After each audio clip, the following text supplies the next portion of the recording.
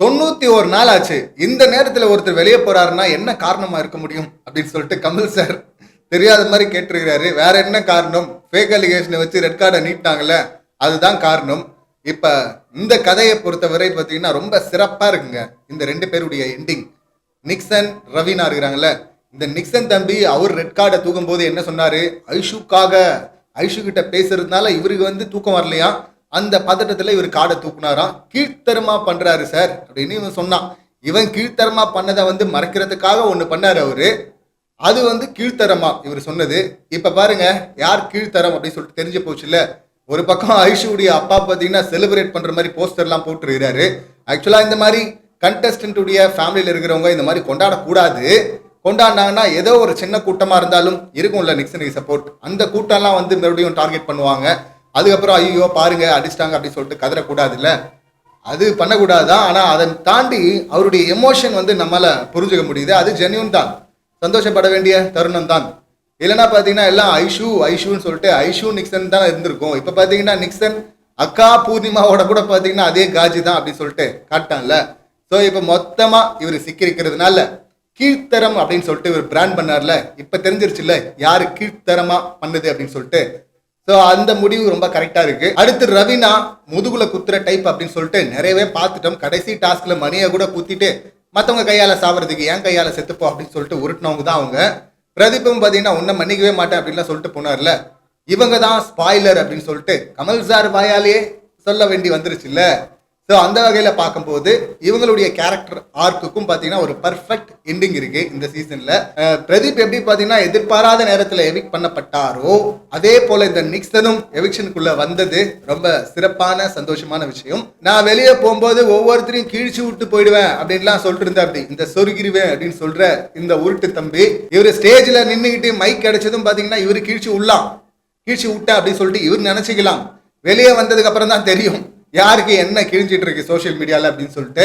பார்த்துருப்பாரு இந்நேரம் தம்பி. காஜி நிக்சன், நக்கி நிக்சன் அப்படின்னு சொல்லிட்டு 2 ஹேஷ்டாக்ஸ் ட்ரெண்ட் ஆயிட்டு இருக்கு. அது சொல்லுது யார் கீழ்த்தரமா விளையாடுறது அப்படின்னு சொல்லிட்டு. மொத்தமா 12 பேர் ரெட் கார்டை தூக்குனாங்க. அதுல இந்த 2ஓட சேர்த்து 8 விக்கெட் அவுட்டு, மிச்சம் இருக்கிறது 4 விக்கெட்.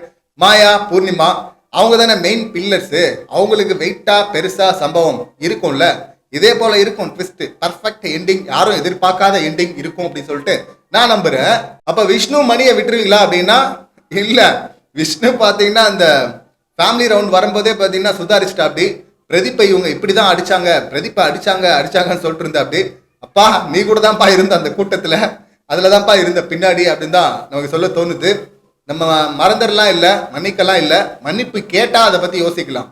கேட்பாரு விஷ்ணு அப்படின்னு தான் நினைக்கிறேன். விஷ்ணுவாது நிறைய இடங்கள்ல பிரதீப் நல்ல பிளேயரு, சரியான பிளேயரு, இவங்க இந்த மாதிரி அனுப்பிட்டாங்க அப்படின்னு சொல்லிட்டு இருந்தா. அப்படி ஆனா மணி அதை பத்தி இதுவரை வாயே திறக்கல. இப்ப ரவீனா போனதுக்கு அப்புறம் திறப்பாரு அப்படின்னு சொல்லிட்டு நினைக்கிறேன், எதிர்பார்க்கிறேன். ஓட் பேசிஸ்ல இப்படி இவங்க வெளியே போனாங்க அப்படின்னு சொல்லிட்டு நம்ப எல்லாம் முடியல. ஏன்னா மாயா, விஜய் எல்லாம் உள்ள இருக்கும் போது நிக்சனுக்கு ஓட்டு கம்மியா தான் வந்திருக்கும். ஒரே எவிக்ஷன் கூட ஒத்துக்கலாம் அப்படின்னு வச்சுங்களேன்.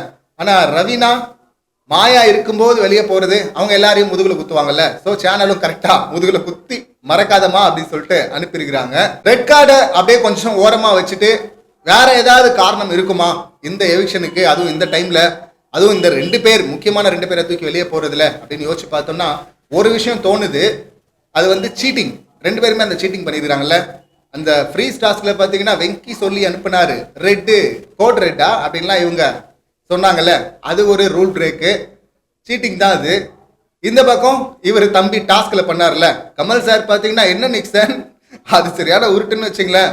யூஸ்வலா வந்து இந்த மாதிரி கம்ப்ளைண்ட் வந்துச்சுன்னா குறும்படம் போட்டு காட்டுவாரு, மக்கள் வந்து தெளிவாயிடுவாங்க. ஆனா இப்ப பாத்தீங்கன்னா மக்கள் இவருக்கு குறும்படம் போட்டுருக்காங்க ட்விட்டர்ல. இவர் பாத்தீங்கன்னா எப்படி அதை சார்ட் அவுட் பண்ண, மறுபடியும் அந்த குறும்படத்தை எடுத்து போட்டு இல்ல ஹை ஸ்பீட்ல பாருங்க இதெல்லாம் நடந்திருக்கு அப்படின்னு விளக்கம் கொடுத்தா கூட பரவாயில்ல. அதெல்லாம் பண்ணாம யார் மேல குற்றச்சாட்டு இருக்கோ அவங்ககிட்டயே போயிட்டு தம்பி நிக்சன் சொல்லுங்கப்பா நீங்க பண்ணீங்களாப்பா அப்படின்னு கேட்பாரு. விஜயவர்மா நீ அப்படி பண்ணியாப்பா அப்படின்னு கேட்பாரு. அர்ச்சனா டவுட் தீந்துருச்சா அப்படின்னு கேட்பாரு. அர்ச்சனா வந்து இல்ல சார் அப்படின்வாங்க. 2வது முறை சம்மந்தமே இல்லாம அர்ச்சனா டவுட் தீந்துருச்சா அப்படின்வாரு.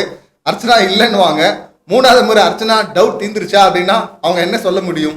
ஓ இதுதான் எதிர்பார்க்கீங்களா நீங்க, இந்தாங்க வச்சிங்க அப்படின்னு சொல்லிட்டு தீந்துருச்சு சார், நல்லாவே தீந்துச்சு சார் அப்படின்னு சொல்லுவாங்க. அதுதான் நேத்து நடந்துச்சு. நேத்து ப்ரெமோ ரிவ்யூல பாத்தீங்கன்னா நான் ட்ரோல் பண்ற மாதிரி தான் சொல்லியிருந்தேன். இத்தனை தப்பு நடந்திருக்கு, இவ்வளோ பேர் பண்ணிருக்கிறாங்க, நான் அவங்களை எல்லாரையும் விட்டுட்டு அர்ச்சனாவை சம்மந்தம் இல்லாம அடிக்க போறாரு அப்படின்னு சொல்லிட்டு கரெக்டா அதே போலதானே அடிச்சாரு. அது வந்து ஒரு ட்ரோல் பண்ண விஷயங்க. இதெல்லாம் பண்ண மாட்டாரு, இதெல்லாம் சிரிக்கிறதுக்காக அப்படின்னு சொல்லிட்டு நம்ம பேசணும் பாத்தீங்களா, அவர் பர்ஃபெக்டா அதை தாங்க பண்றாரு. இன்னைக்கு எபிசோட்ல என்னெல்லாம் காமெடி பண்ண போறாரு அப்படின்னு சொல்லிட்டு வெயிட் பண்ணி பார்க்கலாம். இந்த எவிக்ஷனை பத்தி நீங்க என்ன நினைக்கிறீங்க, உங்க கருத்து என்ன அப்படிங்கறத கமெண்ட் பண்ணுங்க. மீண்டும் அடுத்த வீடியோல சந்திக்கலாம். நன்றி, வணக்கம்.